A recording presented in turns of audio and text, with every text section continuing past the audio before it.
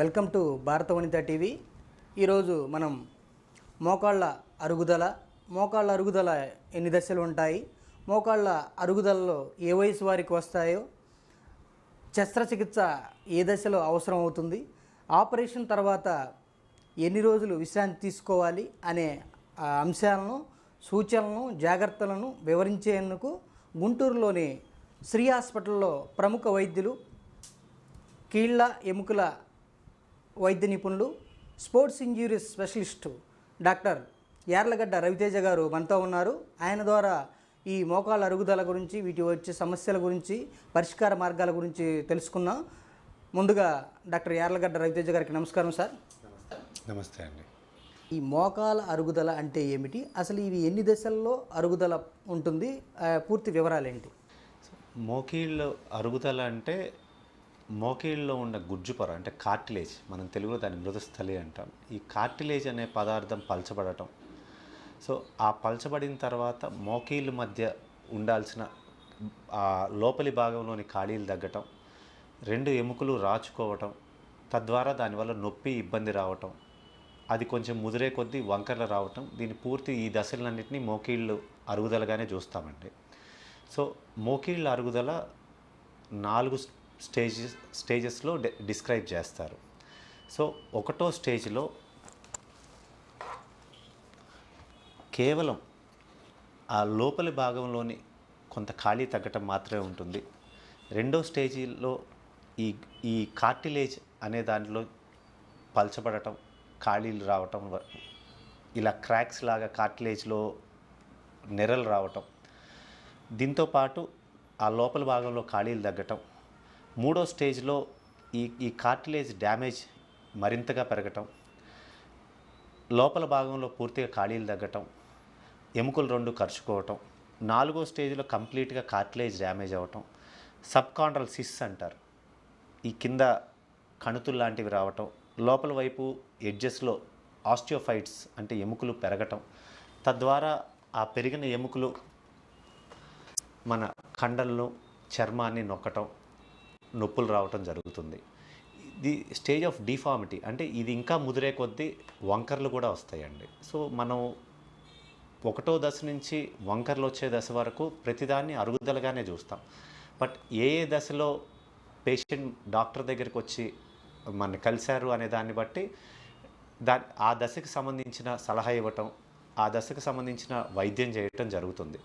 So అరుగుదల ఎప్పుడు early స్టేజెస్లో ఉంటే కొంతవరకు నివారణ అంటే పూర్తిగా ఆపలేం, కానీ ఈ జబ్బు యొక్క మన సివియారిటీని తగ్గించడం, వాళ్ళకి ఇబ్బందులు, నొప్పులు లేకుండా ఎలా జీవించాలో సలహాలు ఇవ్వటం జరుగుతుందండి. ముఖ్యంగా ఈ మోకాళ్ళ అరుగుదల అసలు ఏ వయసు నుంచి ప్రారంభమవుతుంది? అసలు జనరల్గా అరుగుదల అనేది అన్ని వయసుల వారిలో జరుగుతుంది. సో మోకీళ్ళ అరుగుదల ఎక్కువ శాతం 50 నుంచి 60 సంవత్సరాల వయసు పైబడిన వారికి మనం మామూలుగా చూస్తుంటాం. సో అరుగుదల గల కారణాలు కేవలం వయసు మాత్రమే కాదు.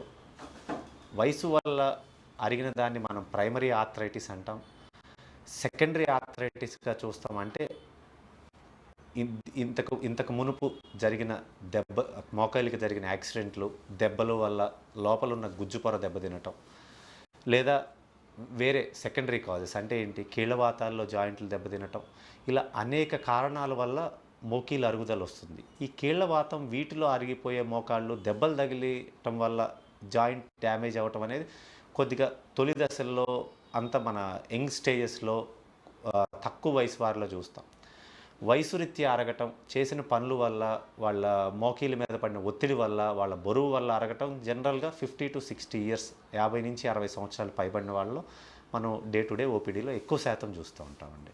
సరే, ఇది అసలు ఈ మోకాళ్ళ అరుగుదలని గుర్తించడానికి అసలు ఎలాంటి పరీక్షల ద్వారా ముందు దీన్ని గుర్తించవచ్చు? అసలు మనం మోకీళ్ళ అరుగుదల ముఖ్యంగా పేషెంట్ ప్రజెంటేషన్, అంటే ఎన్నాళ్ళ నుంచి నొప్పి ఉంది, నొప్పి ఏ దశలో పెరుగుతుంది, పగలు ఎక్కువగా ఉంటుందా, రెస్ట్లో ఉన్నప్పుడు ఎక్కువగా ఉంటుందా, పని చేసేటప్పుడు ఎగుడు దిగుడు నేలలో నడిచేటప్పుడు ఎక్కువగా ఉందా అనే దాన్ని బట్టి పేషెంట్ కంప్లైంట్ మనం ఓపికగా కనుక విన్నట్టయితే ముందు సుమారుగా అరుగుదల అనేది ప్రారంభమైందా లేదా డెఫినెట్గా చూడవచ్చు. దీంతో క్లినికల్ ఎగ్జామినేషన్ అంటారు. మనం గనక చేయబెట్టి పాల్పేషన్ అంటే ప్రెస్ చేసి కనుక చూసినట్టయితే మీడియల్ జాయింట్ లైన్ టెండర్నెస్ అంటారు. అంటే మోకీలు లోపల భాగంలో గనక పేషెంట్ నొప్పి చెప్పటం, దాంతోపాటు మోకీలు కదలికల్లో క్రెపిటస్ కొన్ని రకమైన సౌండ్స్ రావటం, వీటన్నిటిని బట్టి మనం మోకీలు అరుగుదలని డయాగ్నోస్ చేయొచ్చు. ఇదే మన నెక్స్ట్ హాస్పిటల్లో మనం సుమారుగా ఇది అరిగిన మోకాలు అనుకున్నప్పుడు పేషెంట్ని పూర్తి బరువు పడేటట్టు నుంచోబెట్టి తీసిన ఎక్స్రే ద్వారా స్టేజింగ్ చేయొచ్చు. అది 1వ స్టేజా, 2, 3, 4 అనేది పూర్తిగా నుంచోని తీసిన ఎక్స్రేలో మాత్రమే డాక్టర్ అనేవాళ్ళు స్టేజింగ్ చేయగలుగుతారు. కూర్చోబెట్టి పడుకోబెట్టి తీసిన ఎక్స్రేలో ఎగ్జాక్ట్గా ఏ స్టేజ్ ఆఫ్ ఆర్థరైటిస్ అని లో ఉందనేది కొద్దిగా గుర్తించడం కష్టం, అన్లెస్ పూర్తిగా పాడైపోయిన మోకాలు అయితే తప్ప. Standing x-rays are gold standard to diagnose osteoarthritis. ముఖ్యంగా ఈ మోకాలు అరుగుదలలో గురైన వారు బాగా విపరీతమైన మోకాలు నొప్పితో బాధపడుతుంటారు. అదేవిధంగా కొన్ని నరాలు ఉబ్బినట్టు కూడా కనిపిస్తాయి. ఎందువల్ల ఇలా? ఈ మోకీల అరుగుదలలో జనరల్గా నొప్పికి అరిగిపోయిన స్టేజ్కి ఎటువంటి సంబంధం ఉండదండి. అందరం మన జనరల్ పర్సెప్షన్, మన ఆలోచన ఏంటి అంటే 4వ స్టేజ్ అరుగుదలలో మాత్రమే ఎక్కువ నొప్పులు ఉంటాయి, 3వ స్టేజ్లో పెద్ద నొప్పులు ఉండవని, 2వ స్టేజ్ కంఫర్టబుల్గా తిరుగుతారని. సో ఇది జనరల్ పర్సెప్షన్, ఆలోచన మన రెగ్యులర్ అందరిది అలానే ఉంటుంది. కాకపోతే మోకీల అరుగుదల ఎట్టి పరిస్థితుల్లో 2వ స్టేజ్లో ఎక్కువ ఉండాలి లేదా 3వ స్టేజ్లో ఎక్కువ ఉండాలి అనేది ఎప్పుడూ లేదు. సో ఒక ఇద్దరిని కనుక మనం పోల్చి చూసినట్లయితే 2వ స్టేజ్లో ఉన్న పేషెంట్స్ కొన్నిసార్లు 3వ స్టేజ్ కన్నా ఎక్కువ నొప్పి చెప్పొచ్చు. కొంతమంది పేషెంట్స్ 4వ స్టేజ్కి కూడా ఎటువంటి నొప్పి బాధ లేకుండా తిరుగుతూ ఉన్న వాళ్ళు ఉంటారు. సో ఎప్పుడు అరుగుదల పలానా స్టేజ్లో ఎక్కువ తక్కువ అనేది ఏమి ఉండదు.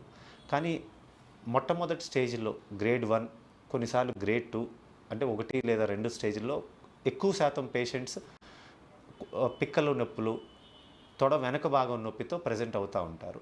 బట్ స్టేజ్ 3, స్టేజ్ 4 పేషెంట్స్ ఎప్పుడు ఆ మోకీలు లోపల భాగంలో నొప్పితో ప్రజెంట్ అవుతూ ఉంటారండి.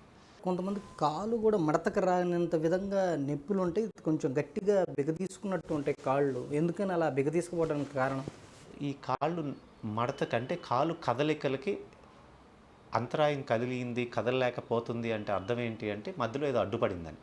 సో ఇక్కడ మనకి అడ్డుపడిన భాగాలు 2-3గా చూస్తాము. ఎలా అంటే ఇప్పుడు లోపల ఈ ఎక్కువ అరగటం వల్ల ఈ అరిగిపోయిన తొడెముక కాలెముక మధ్య మోకీల్ లోపల ఉండే మెనిస్కై అంటాం, అంటే వాషర్ లాంటి పదార్థం ఉంటుంది. ఆ మెనిస్కై అనేది చిరగటం, ఈ రెండింటి మధ్య నలిగి అది అడ్డుపడటం, దాని ద్వారా ఆ కదలిక లాక్ అయిపోవటం, అంటే పూర్తి కదలికకి అది పర్మిట్ చేయకపోవటం వల్ల స్ట్రక్ అయిపోతూ ఉంటాయి మోకాళ్ళు.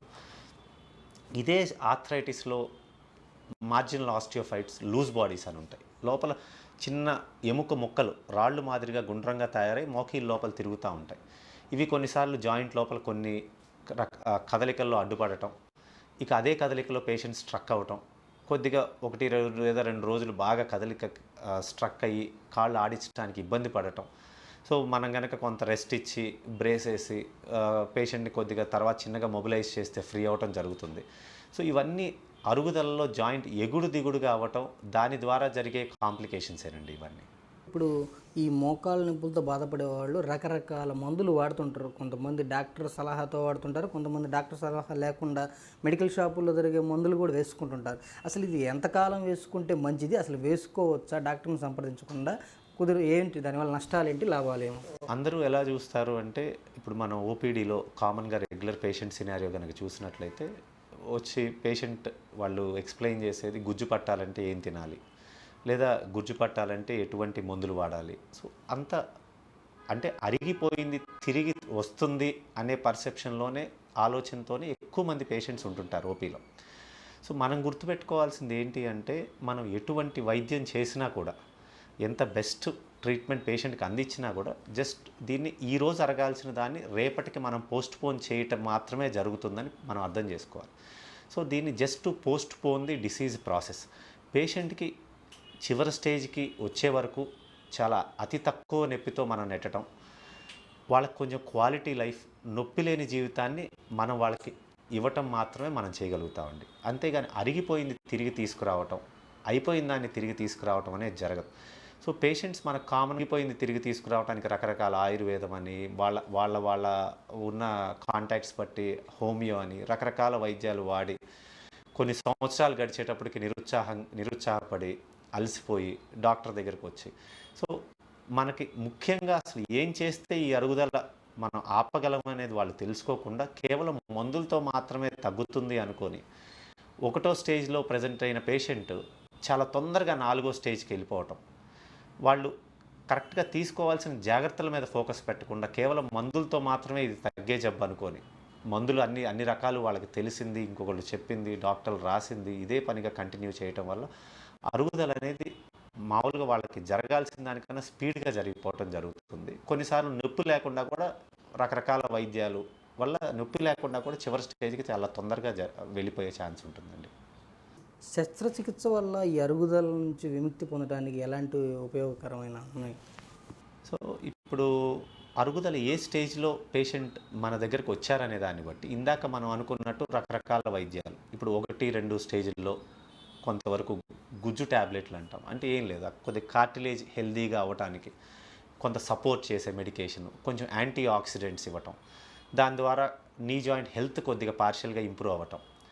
సో లేదా గుజ్జు పట్టే ఇంజెక్షన్స్, హై కాన్సన్ట్రేషన్ ఇంజెక్షన్స్ ఉంటాయి, విస్కో సప్లిమెంటేషన్స్ అంటారు. ఇలాంటి ఇంజెక్షన్స్ ఎప్పుడో గత 15-20 సంవత్సరాల నుంచి అందరూ వాడుకలో ఉన్న ఇంజెక్షన్స్, ఇవి వాడి చూడటం.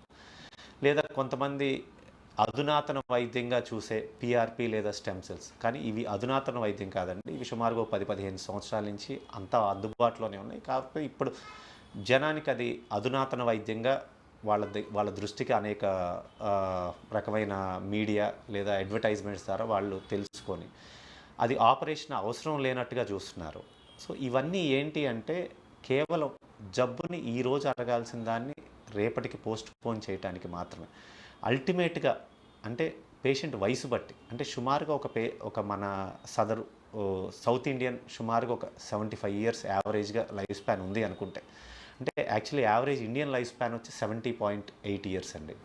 సో మనం యావరేజ్గా 75 to 80 years ఒక మనిషి హెల్దీ ఇండివిజువల్ ఉన్నారు అనుకుంటే, సో వాళ్ళు ఉన్న ఏజ్ని క్యాలిక్యులేట్ చేసుకొని చూస్తాము. సో వాళ్ళు సుమారుగా 60లో ప్రజెంట్ అయ్యారు అనుకుందాం.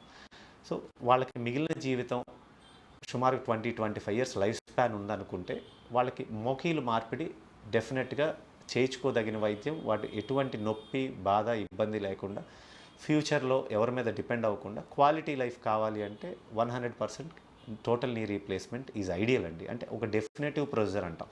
ముందు మనం చేయించుకునే ప్రొసీజర్స్ అన్నీ just post phone the disease process, ఈరోజు అరగాల్సిన దాన్ని రేపటికి నెట్టేదానికి. కానీ అల్టిమేట్గా నివారణ మనం చేయలేని పరిస్థితిలో నీ రీప్లేస్మెంట్ ఒక్కటే మార్గం. నీ రీప్లేస్మెంట్ తర్వాత పేషెంట్ కనీసం ఒక 15-20 సంవత్సరాలు ఏ నొప్పి ఇబ్బంది లేకుండా ఒక పద్ధతి ప్రకారం కనుక physiotherapy, exercise, walking, weight management కనుక జరిగినట్టయితే ఎటువంటి ఇబ్బంది లేకుండా ఒక 20 సంవత్సరాలు మంచి జీవితం పేషెంట్కి మనం అందించగలుగుతాం. ఇప్పుడున్న అధునాతన వైద్య పరికరాలతో చేసే వైద్యంలో ఎలాంటి ఇంప్లాంట్స్ వాడుతున్నారు? ఈ మోకాలు చెప్పు మార్పిడిలో ఇలా ఎన్ని రకాలు ఉంటాయి దీంట్లో? ఇప్పుడు అధునాతన అనేటప్పటికీ ఇప్పుడు రోబోటిక్ నీ రీప్లేస్మెంట్ అనేది ఒకటి చర్చలో ఉందండి. అది కాకుండా conventional regular knee replacement. So ఈ రోబోటిక్ నీ రీప్లేస్మెంట్ అనేది కేవలం యాక్సిడెంట్లు అయిపోయి లేదా మోకీలు వేరే కారణాల వల్ల వంకర్లు తిరిగి దెబ్బతిని యాక్సిడెంట్ వల్ల లోపల ఉన్న ఎముకు ఎగుడు దిగుడుగా అతికిన వాళ్ళకి మాత్రమే అది ఎక్సలెంట్గా పనిచేస్తుంది. మామూలు వాళ్ళకి కూడా డెఫినెట్గా చేయొచ్చు. దానివల్ల ఇప్పుడు జనాలు అపోహ ఏంటంటే మనిషి కన్నా మిషన్ ద్వారా చేస్తే ఇంకా బాగుంటుందని, అది ఇన్ఫెక్షన్ రాదని, లేదా రకరకాలుగా పలానా వాళ్ళు అలా చెప్పారు ఇలా చెప్పారని పేషెంట్లు మన ఓపీకి వచ్చి మాట్లాడుతూ ఉంటారు. అటువంటిది ఏం లేదండి. సో మోకీలు అరుగుదల రెగ్యులర్గా జరిగిన వాళ్ళకి మామూలు మోకీలు మార్పిడే standard line of treatment. So అది చాలా త్వరగా వేగంగా అన్ని రకాల పేషెంట్ సర్జరీ, ఇంప్లాంట్ అన్నీ ఒక పద్ధతి ప్రకారం కనుక జరిగినట్టయితే రిజల్ట్స్ ఎక్సలెంట్గా ఉంటాయి. ఈ రోబోటిక్ నీ రీప్లేస్మెంట్ అనేది కేవలం మనకి దీనికి ముందు పేషెంట్ యువకుడిగా ఉన్నప్పుడు జాయింట్లో ఏమన్నా దెబ్బలు, యాక్సిడెంట్లు, కాళ్ళ లోపల ఎగుడు దిగుడుగా అతుక్కోవటం, లేదా తొడెముకలో వంకర్లు, ఇలాంటివి ఉన్న వాళ్ళకి మాత్రమే రోబోటిక్ నీ రీప్లేస్మెంట్ అనేది మంచి రిజల్ట్స్ ఇస్తుంది. అది లేని వాళ్ళందరూ రెగ్యులర్ కన్వెన్షనల్ నీ రీప్లేస్మెంట్తో ఎక్సలెంట్గా ఉంటుంది. సో ఇక్కడ వాడే మెటీరియల్స్ ఏంటి అంటే స్టాండర్డ్గా ఇవన్నీ ultra high molecular weight పాలీఇథిలిన్, chromium cobalt alloys, లేదా కొన్నిసార్లు ఇప్పుడు కొన్ని కంపెనీస్లో ఆక్సినియం ఇలాంటి మెటీరియల్స్ మాత్రమే ఉంటాయండి. కొన్నిసార్లు బేస్ ప్లేట్స్ వచ్చేటప్పటికి కొంత టైటానియం బేస్ ప్లేట్స్ ఇలా ఉంటాయి. సో ఇక ఈ నీ రీప్లేస్మెంట్లో అందరికీ ఇవే స్టాండర్డ్ మెటీరియల్స్ అండి. మెటీరియల్ దీంట్లో మారదు. దీంట్లో ఎందుకు మారదు అంటే మనకి ఇప్పుడు రాడ్స్ వేసే దగ్గర కొన్ని మెటీరియల్స్ ఉంటాయి. బట్ ఇక్కడ ఏంటి అంటే ఇది జాయింట్ కాబట్టి రెండిటి మధ్య రాపిడి జరిగితే ఒక 15-20 సంవత్సరాల జీవితకాలం అవి ఉండాలి కాబట్టి అందరిలో ఇవే మెటీరియల్స్ వాడటం జరుగుతుంది. కానీ మనం చేసిన ఇంప్లాంట్ యొక్క షేప్ మాత్రం కంపెనీ టు కంపెనీ మారుతుందండి. ఇంప్లాంట్ అమర్చిన తర్వాత మోకాల చిప్ప మార్పిడి జరిగిన తర్వాత దానివల్ల ఇన్ఫెక్షన్స్ వచ్చే అవకాశాలు ఉన్నాయని కొంతమంది ప్రజలు అపోహల్లో ఉన్నారు. అసలు ఇన్ఫెక్షన్కి గురి అవకాశం ఉంటుందా? సో ఎక్కడైనా ఆర్థోపెడిక్స్లో ఇన్ఫెక్షన్ అనే దానికి అనేక కారణాలు ఉంటాయండి. సో ఇప్పుడు మనం ఒక సర్జరీ, ఏ సర్జరీ అయినా, అది మోకీలు మార్పిడి అవనివ్వండి, ట్రామా ఫ్రాక్చర్ కేసెస్లో అవనివ్వండి, దేంట్లో అయినా ఇన్ఫెక్షన్ అనేది మనం ఇంప్లాంట్ ఫారెన్ బాడీ అంటే బయట నుంచి తీసుకొచ్చి ఒక భాగాన్ని లోపల పెట్టినప్పుడు ఆ ఫారెన్ బాడీ వల్ల ఇన్ఫెక్షన్ అవకాశం ఎప్పుడు అందరికీ ఆ రిస్క్ ఉంటుంది. కాకపోతే దీనికి అనేక కారణాలు ఉంటాయండి. అంటే ఇక్కడ మనం హాస్పిటల్ రిలేటెడ్ కారణాలు మాత్రమే ఆలోచిస్తాం. అంటే సరైన ఇంప్లాంట్ పెట్టలేదా, సరైన జాగ్రత్తలు తీసుకోలేదా, పెట్టే ముందు అంత పరిశుభ్రంగా ఉంచుకోలేదా, లేకపోతే థియేటర్లో వేరే వేరే రకమైన కేసులు, అంటే ముందు ఇన్ఫెక్షన్ కేసులు ఏమైనా చేసి ఉండటం వల్ల ఆ ఇన్ఫెక్షన్ మనకు వచ్చిందా. సో ఇలాంటి కారణాలు చూస్తాము. ఇదే రకంగా మనం పేషెంట్ వైపు నుంచి కూడా పేషెంట్ పరిశుభ్రంగా ఉండకపోవటం, షుగర్ లాంటివి కంట్రోల్లో పెట్టుకోకపోవటం, బాగా ఒబిసిటీ, వేరే వేరే ఇన్ఫెక్షన్స్ ఉండటం, పాస్లో ఇన్ఫెక్షన్ ఉండటం, లేదా పేషెంట్ కోసం వెళ్ళే వాళ్ళు ఎవరైనా అనేక ప్రాంతాలు తిరిగి వచ్చి వాళ్ళని కలిసి వెళ్ళటం, సో దాని ద్వారా బయట బ్యాక్టీరియాని తెచ్చి పేషెంట్ దగ్గర వాళ్ళకి ఇన్ఫెక్ట్ అయ్యేలాగా చేయటం, లేదా పేషెంట్ పరిసరాలు పరిశుభ్రంగా ఉంచుకోకపోవటం, రోజు 2 సార్లు పేషెంట్ని క్లీన్ చేయకపోవటం, ఇలా అనేక కారణాలు ఉంటాయండి. ఎప్పుడైనా ఇన్ఫెక్షన్కి కేవలం హాస్పిటల్ అక్వైర్డ్ ఇన్ఫెక్షన్సే కాకుండా పేషెంట్ వైపు నుంచి, పరిసరాల నుంచి కూడా డెఫినెట్గా ఇన్ఫెక్షన్స్ ఉంటాయి. కానీ మన హాస్పిటల్ అండ్ ఇక్కడ హాస్పిటల్ ఎన్విరాన్మెంట్ రిలేటెడ్ ఇన్ఫెక్షన్స్ మనకి ఇప్పుడు వచ్చిన లామినార్ థియేటర్స్తో పాటు ఇప్పుడు నెగిటివ్ ప్రెషర్ థియేటర్స్ అని వాడుతున్నాం. సో ఇటువంటి థియేటర్స్ వచ్చిన తర్వాత ఇన్ఫెక్షన్ అవకాశాలు బాగా తగ్గినాయి. సో ఇదే రకంగా టీకేఆర్ సూట్స్ అని, పలు రకాల డిస్పోజబుల్ కిట్స్ అని వాడటం, ఇలాంటి పలు రకాల జాగ్రత్తలు, ఫ్యూమిగేషన్స్, డబుల్ ఆటోక్లేవ్స్, మనం తీసుకోవాల్సిన జాగ్రత్తలని యాంటీబయాటిక్ సిమెంట్స్, సో ఇవన్నీ ఈ అధునాతన పద్ధతుల ద్వారా ఇన్ఫెక్షన్ అవకాశాలు చాలా చాలా తగ్గినాయండి. కానీ మోకీలు మార్పిడిలో వచ్చే ఇన్ఫెక్షన్స్ ఈ మధ్య ఎక్కువ సూపర్ఫిషియల్ ఇన్ఫెక్షన్స్గా, ఒక కుట్టు దగ్గర మానకపోవటం, కొన్నాళ్ళు కొద్దిగా నీరులాగా రావటం, ఇంకోటి ఫ్యాట్ నెక్రోసిస్ అంటారు, బాగా లావుగా బొద్దుగా ఉన్న వాళ్ళకి కొవ్వు అనేది కరిగి నీరులాగా కొన్నాళ్ళు రావటం, ఇది కూడా చూస్తుంటాం. కొన్ని ఇన్ఫెక్షన్స్గా కన్సిడర్ చేసి వైద్యం చేస్తాం, కానీ ఈ మధ్య అంత డీప్ ఇన్ఫెక్షన్స్ చాలా అరుదుగా కనిపిస్తున్నాయి. బట్ రొటీన్ అన్ని జాగ్రత్తలు కనుక తీసుకున్నట్టయితే డెఫినెట్గా మనం మెయిన్ నీ జాయింట్ లోపల వచ్చే ఇన్ఫెక్షన్స్ని మనం అవాయిడ్ చేయొచ్చు. బట్ ఇవన్నీ ఆపరేషన్ అయిన కొద్ది రోజుల్లోనే మనం నోటీస్ చేస్తాం ఇన్ఫెక్షన్స్ని. డిలేడ్ ఇన్ఫెక్షన్స్ అని వస్తాయి. ఇవి జనరల్గా యూరినరీ అంటే కొన్ని సంవత్సరాల తర్వాత కూడా ఇన్ఫెక్షన్స్ రావచ్చు. బట్ అవన్నీ జనరల్గా యూరిన్ రిలేటెడ్ కానీ వేరే వేరే చెస్ట్ ఇన్ఫెక్షన్స్ నుంచి రక్తం ద్వారా వచ్చి చేరే ఇన్ఫెక్షన్స్, ఇవి చాలా చాలా అరుదండి. బట్ కనిపిస్తూ ఉంటే చాలా అరుదుగా చూస్తాం. ముఖ్యంగా ఈ మోకాలు చిప్ప మార్పిడి జరిగిన తర్వాత తీసుకోవాల్సిన జాగ్రత్తలు ఏంటి, అసలు ముఖ్యంగా పాటించాల్సిన పద్ధతులు ఏంటి? ఇప్పుడు మనం మోకీలు మార్చిన తర్వాత పేషెంట్లకు చాలా అపోహలు ఉంటాయండి. పుండు మానలేదని, కుట్లు మానలేదని, పచ్చి ఉందని, మోకాలు ఆడించకుండా ఉండటం. సో అదే పనిగా పెట్టుకొని అంతే కాలు బిగుసుకుపోయేలాగా రెస్ట్ తీసుకోవటం, లేదా మనకి ఆ కాలు కదలికలు తక్కువ ఉండటం వల్ల వేరే వేరే కాంప్లికేషన్స్ తెచ్చుకోవడం జరుగుతుంది. సో జనరల్గా మోకీలు మార్చిన తర్వాత పేషెంట్ ఎట్టి పరిస్థితిలో కదలికలు చేయటం, మడిచి చాపటం, చేసిన రోజే నుంచోగలగటం, రెండో రోజుకి బాత్రూమ్కి వెళ్ళటం, వాళ్ళంతటా వాళ్ళు బాత్రూంలో కనుక వెళ్ళి కూర్చొని లెగిస్తే మూడో రోజుకి ఇంటికి పంపించడం. So regular knee replacement, patient కనుక కోఆపరేటివ్గా ఉండి జబ్బును అర్థం చేసుకొని ఆ జరగబోయే వైద్యాన్ని ముందుగా కనుక డాక్టర్తో కరెక్ట్గా డిస్కస్ చేసి విషయం తెలుసుకొని ప్రిపేర్డ్గా మాత్రమే నీ రీప్లేస్మెంట్ సర్జరీ చేయించుకోవాలి. అటువంటి సర్జరీలే సక్సెస్ఫుల్ అవుతాయి. సో మనం ఆపరేషన్ చేయించుకోవటం, సరైన మోకీలు లోపల జాయింట్ కొద్దిగా నాచి రకం జాయింట్, తక్కువ రకం జాయింట్లు వేయించుకోవటం, క్వాలిటీ లేని మంచి కంపెనీలు కానీ జాయింట్లు తక్కువకు వస్తున్నాయి కదా అని వేయించుకోవటం, తద్వారా ఆ మోకీలు మార్పిడి చేసిన జాయింట్తో ఇంటికి వెళ్ళటం, ఇంట్లో వాళ్ళందరూ పొలం పనులు చేసుకునే వాళ్ళు కానీ ఏదైనా వేరే వేరే వృత్తుల్లో ఉండే వాళ్ళు వెళ్ళిపోయి ఈయన్ని ఇంట్లో రెస్ట్కి వదిలేయటం, ఈయన ఎటువంటి కదలికలు చేయకుండా కేవలం రెస్ట్ తీసుకోవటం, అలాంటి వాళ్ళు 15-20 రోజుల్లోనే మనం కాంప్లికేషన్స్ చూస్తాం. మోకీలు బిగుసుకుపోతుంది. తర్వాత ఇటువంటి నీస్ చాలా పెయిన్ఫుల్, నొప్పితో కదలికలు లేని మోకాళ్ళు ఉంటాయి. వాళ్ళకి చాలా కాంప్లికేషన్స్ ఉంటాయి. వాళ్ళ జీవితం అంతా చాలా దుర్భరంగా ఉంటుందండి. సార్, ఈ మోకాలు చుట్టూ మార్పిడి తర్వాత ఈ ఫిజియోథెరపీ పాత్ర ఎంతవరకు ఉంటుంది అసలు? మోకీలు మార్చిన తర్వాత ఫిజియోథెరపీ అనేది ఇప్పటి రోజుల్లో చాలా మినిమలే ఉందండి. అంటే మాకు వేరే వేరే జాయింట్ల దగ్గర ఎముకలు విరిగిన దానికి చేయాల్సిన ఫిజియోథెరపీతో పోలిస్తే, ఆపరేషన్ల తర్వాత చేయాల్సిన ఫిజియోతో పోలిస్తే మోకీలు మార్పిడిలో ఫిజియోథెరపీ రోల్ చాలా తక్కువ ఉంటుంది. కేవలం ఒక బేసిక్ కదలిక, మోకీలు చాపటం, ముడవటం వంటి ఎక్సర్సైజ్ మాత్రం పేషెంట్ రెగ్యులర్గా చేసుకొని, ఎంతసేపటికి ఎంత మడిచాం అనేదే కాకుండా ఎంత బిర్రుగా టైట్గా చాపాం, అంటే ఇక్కడ ఎక్స్టెన్సార్ ల్యాగ్ అంటారు, అంటే కాలు ఇలా కిందకి వాలిపోకుండా బిర్రుగా చాపి నిలబెట్టడం, ఎక్కువ సెకండ్లు బిగబట్టి ఉంచటం, అలాంటి రిపిటేషన్స్ ఎక్కువ సార్లు కనుక పేషెంట్ చేసుకోవడానికి కనుక అలవాటు పడితే ఇక్కడ ఫిజియోథెరపిస్ట్ అనే అవసరం కూడా లేదు. మోకీలు మార్పిడి తర్వాత ఫిజియో కేవలం చేయలేని పేషెంట్లు, నెగ్లెక్ట్ చేసే పేషెంట్లు, అంటే వీళ్ళు భయపడేవాళ్ళు, చేయలేని వాళ్ళు, ఎటువంటి గైడెన్స్ లేకపోవటం, వాళ్ళు బాగా వృద్ధులై ఉండటం, సో అసిస్టెన్స్ అవసరం ఉన్న వాళ్ళకి మాత్రమే ఫిజియోథెరపీ అవసరం అండి. కొద్దిగా అవేర్నెస్ ఉండి మనం తర్వాత ఈ కదలికలు కనుక కరెక్ట్గా చేయగలిగితే ఖచ్చితంగా ఫిజియోథెరపీ రోల్ అసలు ఎటువంటి అవసరం లేదు. పేషెంట్లు కూడా ఒక 15 రోజులకే బయట తిరగటం, నెల రోజులకి ట్రావెల్ చేసే స్టేజ్కి వచ్చేస్తారండి. సార్, సాధారణంగా ఈ మెట్లెక్కటం, కూర్చొని లేవటం, తర్వాత పరిగెత్తడం లాంటివి వీళ్ళు చేయొచ్చా? అసలు చేయకూడదు ఏమైనా ఉన్నాయా? మోకీలు మార్చిన తర్వాత డెఫినెట్గా ఒక రకమైన బ్రిస్క్ వాకింగ్, ఫాస్ట్గా నడవటం, మెట్లెక్కి దిగటం, ఈవెన్ కింద కూర్చొని నెగవటం కూడా చేయగలుగుతారు పేషెంట్. బట్ కింద కూర్చొని లేచేలాంటి యాక్టివిటీస్ మనం డిస్కరేజ్ చేస్తాం. ఎందుకంటే అసలు ఈ మోకీలు అరిగిపోయిందే ఈ కింద కూర్చునే అలవాటు. సో అనవసరంగా చేసిన జాయింట్ మీద స్ట్రెయిన్ అవ్వటం, చేసిన జాయింట్ యొక్క లైఫ్ తగ్గించడమే అవుతుంది కింద కూర్చుంటే. కొంతమంది పేషెంట్స్ కూర్చొని లెగుస్తూ ఉంటారు, బట్ అది రొటీన్ పర్పస్లో అయితే చేయకూడదు.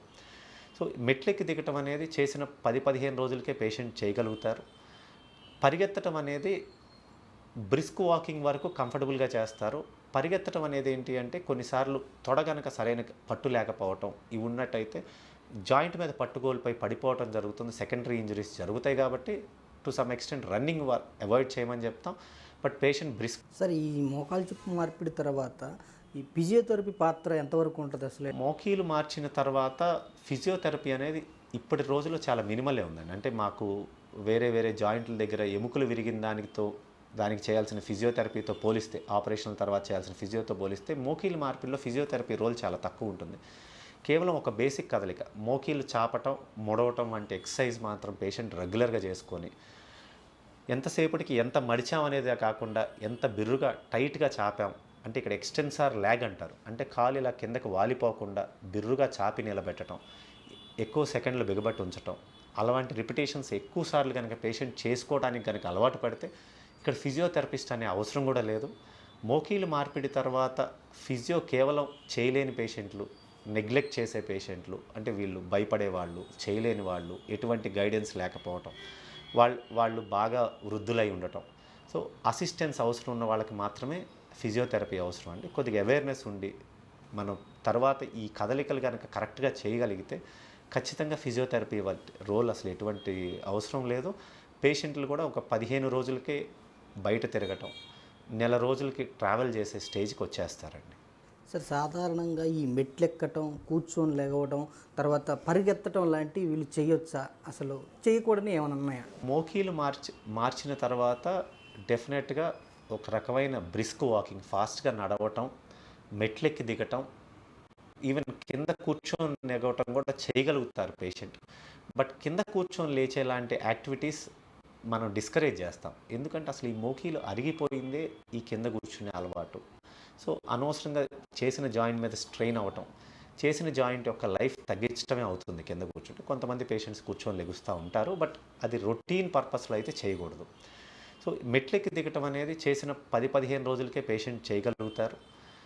పరిగెత్తడం అనేది బ్రిస్క్ వాకింగ్ వరకు కంఫర్టబుల్గా చేస్తారు.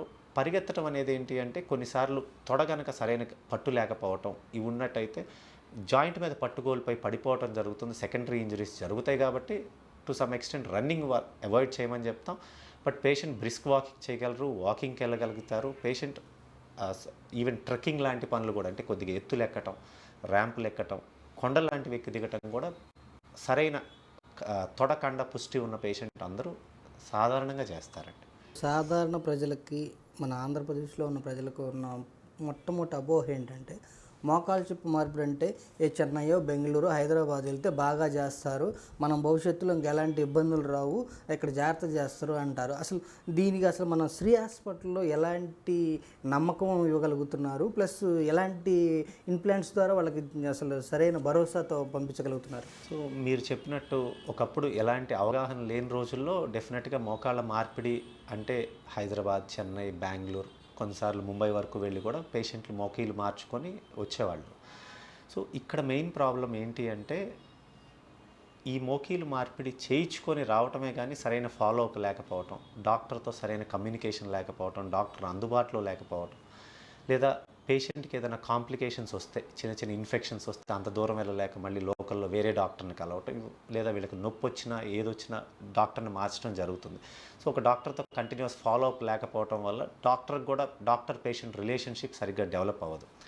సో ఇప్పుడు మోకీలు మార్పిడి అనేది ప్రపంచంలో అంతా ఎక్కడ ఏ ఇంప్లాంట్స్ మంచివైతే వాడుతున్నారో అది అటువంటి ఇంప్లాంట్స్ అన్ని చోట్ల అన్ని హాస్పిటల్స్లో అన్ని ఏరియాల్లో అందుబాటులో ఉన్నాయండి. సో గత 3-4 సంవత్సరాల నుంచి మోకీలు మార్పిడి మన సెంటర్స్లో గుంటూరు, విజయవాడ, సో మన ఆంధ్రాలో సెంటర్స్లో కూడా ఎక్సలెంట్గా నెంబర్స్ బిల్డ్ అయినాయి. ఇప్పుడు ప్రతి సెంటర్లో 20-30 మోకీలు మార్పులు సాధారణంగా రెగ్యులర్ వర్క్ లాగా డైలీ చేస్తూ ఉంటాం. సో ఈ మోకీలు మార్పిడిలో ఇక్కడికన్నా బెటర్ ఇంప్లాంట్ ఇంకో చాటు ఉందనేది అపోహ. ఇది ఇప్పుడు ఈ అధునాతన యుగంలో అన్ని చోట్ల అన్ని ఇంప్లాంట్స్కి అందరికీ యాక్సెస్ ఉంది. ఈ రోజున పలానా ఒక జర్మనీలోనో ఒక అమెరికాలోనో ఒక ఇంప్లాంట్ కనుక వాడుతున్నారంటే అదే ఇంప్లాంట్ మళ్ళీ మన ఇండియాలో మన సెంటర్స్లో వాడటానికి పెద్ద టైం పట్టట్లేదు. 1 or 2 monthsలో అన్ని చోట్ల యూనివర్సల్గా కంపెనీస్ అవి స్ప్రెడ్ చేస్తున్నాయి. ఆ ఇంప్లాంట్స్ అన్ని చోట్ల అందుబాటులో ఉంటున్నాయి. ఇప్పుడు మనం వాడేవి గోల్డ్ స్టాండర్డ్, అంత ప్రపంచంలో వేరే వేరే అధునాతన కంట్రీస్లో మంచి హాస్పిటల్స్లో వాడే ఇంప్లాంట్స్ ఈవెన్ మన శ్రీ హాస్పిటల్లో వాడుతున్నాం. సో ఇప్పుడు మనకి ఈ ఇంటర్నెట్కి యాక్సెస్ రావటం, మన మెడికల్ ఫెసిలిటీస్కి యాక్సెస్ పెరగటం, రెగ్యులర్గా కాన్ఫరెన్స్లు, ట్రైనింగ్ ప్రోగ్రామ్స్, లేదా మన ఈ వర్క్షాప్స్ ఇవన్నీ రెగ్యులర్గా జరగటం వల్ల ఏంటంటే మనకి అడ్వాన్స్డ్ ఇంప్లాంట్స్ ఏమొచ్చినాయి, సో ఈ ఇంప్లాంట్కి దానికి గల తేడాలు ఏంటి అనేది చాలా ఫాస్ట్గా డాక్టర్లు కూడా అప్డేట్ అవ్వటం జరుగుతుంది. అటువంటి ఇంప్లాంట్సే ఇప్పుడు అన్ని సెంటర్స్లో పూర్తి అవగాహనతో అందరూ వాడటం జరుగుతుంది. అందరూ ఇప్పుడున్న డాక్టర్స్కి కానీ ఇప్పుడున్న మెడికల్ ఫెటర్నిటీకి కానీ అన్ని ఇంప్లాంట్స్ అందుబాటులో యాక్సెసిబుల్గా ఉన్నాయండి. సో ఇప్పుడు అసలు మనం ఇటువంటి మోకాలి మార్పిడి కోసం మనం చూసుకోవాల్సింది ఏంటి అంటే హాస్పిటల్ డాక్టర్ మనకు అందుబాటులో ఉన్నారా లేదా. సో ఈ పలానా హాస్పిటల్లో ఈ జాయింట్ రీప్లేస్మెంట్స్, ఆర్గాన్ ట్రాన్స్ప్లాంటేషన్స్ ఇటువంటి అధునాతన పద్ధతులకు సరిపోయే థియేటర్స్ ఉన్నాయా లేవా అనేది చాలా ఇంపార్టెంట్ అండి. సో మనకి పల్లెటూరుల్లో ట్రామా కోసం అంటే ఫ్రాక్చర్స్ కోసం తయారు చేసిన థియేటర్స్లో నీ రీప్లేస్మెంట్తో కొంత ఇన్ఫెక్షన్ అవకాశం మనం చూస్తాం. ఇప్పుడు అలాంటి ప్లేసెస్లో కూడా కొంతవరకు లామినార్ థియేటర్స్ అనేవి మనం కామన్గా అందరూ పెట్టడం జరుగుతుంది. సో ఇప్పుడు అలా చూస్తే మన గుంటూరు లాంటి, విజయవాడ లాంటి ప్రాంతాల్లో ఈ మోకీలు మార్పిడి అనే దానికి excellent world class medical facilities అందుబాటులో ఉన్నాయి. మన శ్రీ హాస్పిటల్లో అటువంటి ప్రమాణాలతోనే మనం గత 6 సంవత్సరాల నుంచి నీ రీప్లేస్మెంట్స్ చేస్తున్నాం. ఇప్పుడు మనకి రిజల్ట్స్ బాగుండటం వల్ల మంచి వాల్యూమ్ కూడా చేయగలుగుతున్నాం. సార్, ముఖ్యంగా ఉమ్మడి గుంటూరు, కృష్ణా, ప్రకాశం చుట్టుపక్కల ప్రాంతాల్లో ఉన్న ప్రజలకి నీ మోకాలు నొప్పి అరుగుదలతో కానీ మోకాలు నొప్పితో బాధపడే వాళ్ళకి మోకాలు చెప్పు మార్పిడి కోసం చూస్తున్న వారికి మీరిచ్చే సలహా ఏంటి? ఫస్ట్ మనం బేసిక్ రూల్ ఏంటి అంటే మోకీలు అరుగుదలని అందరూ ఒకలాగా చూడకుండా ముందు మనం ఏ స్టేజ్లో అరుగుదలలో ఉన్నాం దానికి డాక్టర్ని సంప్రదించడం. సో పెద్ద నొప్పి లేదు, బాగా ముదిరిన తర్వాత చూద్దాం, లేదా నొప్పి పెరిగిన తర్వాత చూద్దాం అనుకోకుండా వయసు 50 పైబడిన వాళ్ళు కొద్దిగా మోకీలు నొప్పి కనుక మొదలైతే ముందు డాక్టర్ని సంప్రదించడం. బిళ్ళల మీద ఇంజెక్షన్లతో లేదా పట్టీలతో మనకి జబ్బు తగ్గుతుంది అనుకోకుండా, అరుగుదల అనేది మన వయసు లాంటిది, అది పెరుగుతా పోయేదే కానీ తగ్గేది కాదు. సో అది తొందరగా పెరగాల లేదా మనకి చిన్నగా కొన్ని సంవత్సరాలు మనం పోస్ట్ పోన్ చేయగలగాల మన వయసుని బట్టి క్యాలిక్యులేట్ చేసుకోవటం, దానికి అవసరమైన సలహాలు డాక్టర్ని తీసుకోవటం. సో మనం ఏమేం పనులు చేయకూడదు, ఏ పనులు మనం మార్చుకొని చేయాలి అంటే లైఫ్ స్టైల్ మోడిఫికేషన్స్ అంటారు. మన రోజువారీ పనులు ఇప్పటి వరకు మనం చేసినట్టు కాకుండా వేరే పద్ధతిలో ఎలా చేయాలి అనేది మనం డాక్టర్ని సంప్రదించి, సో కింద కూర్చోకపోవటం, ఎత్తులో కూర్చోవటం, ఎగుడు దిగుడు నేలల మీద నడవకపోవటం, మెట్లెక్కి దిగకపోవటం. సో ఇవే కాకుండా ఒక 3 నుంచి 6 నెలల వ్యవధిలో వీలైనంత వరకు బరువు తగ్గటం. సో ఈ బరువు తగ్గటం అనగానే మళ్ళీ ఎక్కువ మంది పేషెంట్స్ ఎలా అంటే నేను నడిస్తే కదా బరువు తగ్గేదని చూస్తారు. మనం ఎలా చూస్తాము అంటే 80% బాడీ బిల్ట్ ఇన్ కిచెన్ అంటాం, 80% మన శరీరాలు ఈ బరువు అంతా వంటగదిలో తయారైన బాడీలా చూస్తాం. సో ఇటువంటి దాన్ని మనం తిండి ద్వారా, ఆహార పద్ధతుల ద్వారా మనం ఎంతైతే పనిచేస్తున్నాం అనే దాన్ని బట్టి దానికి సరిపోయినంత భోజనమే తీసుకోవటం, ఎప్పుడు క్యాలరీ డెఫిసిట్లో ఉండటం. మనం 1000 క్యాలరీలు ఖర్చు పెట్టే పని అయితే 800 క్యాలరీలే సంబంధించిన ఫుడ్డే తీసుకోవటం. ఇలాంటి జాగ్రత్తలు తీసుకోవటం వల్ల ఈవెన్ రెస్ట్లో ఉండి కూడా మనం బరువు తగ్గొచ్చు. తద్వారా మనం కొంత టైం బై చేయటం, కొన్ని సంవత్సరాలు నొప్పి లేకుండా, ఇబ్బంది లేకుండా నెట్టడం. అది 3వ స్టేజా 4వ స్టేజా అనేది పట్టించుకోకుండా, నొప్పి మనకి భరించలేని నొప్పి వచ్చినప్పుడు అది 3 అయినా 4 అయినా pain is a limiting factor, నొప్పి నన్ను ఆపుతుంది అన్న రోజున ఈ మోకాలి మార్పిడి అనేది ఒక ఎలెక్టివ్ ప్రొసీజర్, ప్లాన్డ్ ప్రొసీజర్ మనం ప్లాన్ చేసుకొని డాక్టర్ని సంప్రదించి, సో మనకి సరిపోయిన మన స్టేజ్కి సరిపోయిన ఇంప్లాంట్తో ముందుకు వెళ్ళటం వల్ల అందరూ ఎవరి మీద ఆధారపడకుండా మంచి క్వాలిటీ లైఫ్ పొందగలుగుతారు. సో ఈ మోకాలి మార్పిడి అనేదే ఒక స్టార్టింగ్ స్టేజ్ ప్రొసీజర్ కాదు, ఎండ్ స్టేజ్ ప్రొసీజర్ లాగా చూడాలి. సో దీనికి ముందు మనం తీసుకోవాల్సిన జాగ్రత్తలన్నీ తీసుకొని, ఇవన్నీ మనం తీసుకున్నా కూడా మనం దీన్ని నివారించలేని పరిస్థితుల్లో, మన రోజువారీ పనులు కూడా కంఫర్టబుల్గా చేసుకోలేని పరిస్థితుల్లో డెఫినెట్గా knee replacement is the only solution అండి. ఎక్కువ శాతం ఈ అపోహలు, ఇంకా వేరే వైద్యాలు, అధునాతనంగా ఆపరేషన్ అవసరం లేదు అనే అడ్వర్టైజ్మెంట్స్ వేరే వాటికి పేషెంట్లు నమ్మి ఈ అరుగుదల అనేది ఇక తగ్గించవచ్చని, వెనక్కి వెళ్తుందని, అరుగుదలని మొత్తం మనం మొదటి స్టేజ్కి తీసుకురావచ్చని అనే ఒక అపోహతో కనుక మోసపోవద్దని నేను అడ్వైస్ చేస్తాను. మోకాలు చిప్ప మార్పిడి కోసం ఈ ఆరోగ్యశ్రీ అయితేనే మరి ఇన్సూరెన్స్లు వీటిలో వర్తిస్తుంది. మోకాలు మార్పిడి అనేది కొంతవరకు సీఎం రిలీఫ్ ఫండ్ అని ఒక సపోర్ట్ ఇవ్వడం జరుగుతుంది. అది కాకుండా అన్ని రకాల ఇన్సూరెన్స్లు మోకాలు మార్పిడిని డెఫినెట్గా సపోర్ట్ చేస్తాయి. 100% మోకాలు మార్పిడి దాంట్లో కవర్ అవుతుంది. దాంతోపాటు మన అన్ని రకాల హెల్త్ కార్డ్స్, హెల్త్ స్కీమ్స్ మీద మోకాలు మార్పిడి రోజువారీ పద్ధతిలో చేయటం జరుగుతుంది. కొన్నిసార్లు పేషెంట్ ఇప్పుడు ఇన్సూరెన్స్లో వాటిలో కొంతసార్లు ఈ రెగ్యులర్ మోకాలు కాకుండా ఇంకా ప్రీమియం 35 ఏళ్ళు పనిచేసే మోకాలు కావాలని అడగటం కొన్ని ఇన్సూరెన్స్ కంపెనీలు సపోర్ట్ చేయొచ్చు, చేయకపోవచ్చు. సో అది దాన్ని మనం లగ్జరీ లాగా చూస్తాం. బట్ రొటీన్ నీ రీప్లేస్మెంట్స్ ఇప్పుడు హెల్త్ కార్డ్స్ ద్వారా లేదా ఇన్సూరెన్స్ల ద్వారా అందుబాటులో ఉన్నాయి. డెఫినెట్గా మనం దాన్ని అందరూ వినియోగించుకోవడం ద్వారా మన క్వాలిటీ లైఫ్ అందరూ పొందొచ్చండి. సో ఈ విధంగా గుంటూరు శ్రీ హాస్పిటల్ ద్వారా ఈ ఎముకలు కీళ్ళు వైద్య నిపుణులుగా పేరుగాంచిన డాక్టర్ యార్లగడ్డ రవితేజ గారు మనకి మన ఇంటర్వ్యూ ద్వారా ఉమ్మడి గుంటూరు ప్రజలకు, అదేవిధంగా కృష్ణా, గుంటూరు, ప్రకాశం ప్రజలకు మోకాలు చెప్పు అరుగుదల వల్ల తీసుకోవాల్సిన జాగ్రత్తలు, అందించాల్సిన చికిత్స, అదేవిధంగా మోకాలు చెప్పు మార్పిడి తర్వాత ఎలాంటి పద్ధతులు పాటించాలనే అంశాలను క్లుప్తంగా వివరించారు. ఈ సమాచారాన్ని ప్రజలు విరివిగా ఉపయోగించుకొని సరైన సమయంలో డాక్టర్ని సంప్రదించాలని మన స్టూడియో ద్వారా యార్లగడ్డ రవితేజ గారు తెలియజేశారు. ఆయనకి ధన్యవాదాలు తెలియజేస్తున్నాం సార్. నమస్కారం సార్. ధన్యవాదాలు.